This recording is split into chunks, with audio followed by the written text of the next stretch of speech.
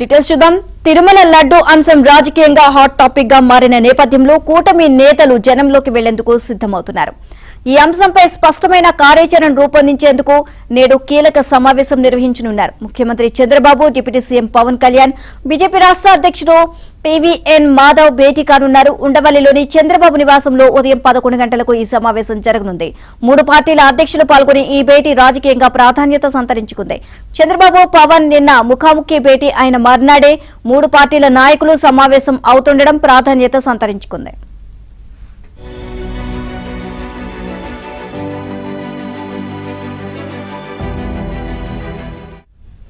తిరుమల శ్రీవారి లడ్డూ ప్రసాదాన్ని అపవిత్రం చేసిందే కాక తమకు క్లీన్ చిట్ వచ్చింది అంటూ జగన్ అండ్ కో చేస్తున్న ప్రచారంపై కూటమి నేతలు మండిపడుతున్నారు. వైసీపీ దుష్ప్రచారానికి చెక్ పెట్టి అసలు వాస్తవాలు ప్రజల్లోకి తీసుకువెళ్లడంపై చర్చించేందుకు భేటీ కావాలని అధినేతలు నిర్ణయించారు. ఇప్పటికే ఈ విషయంపై చంద్రబాబు, పవన్ మధ్య ప్రాథమికంగా చర్చలు జరిగినట్లు తెలుస్తోంది.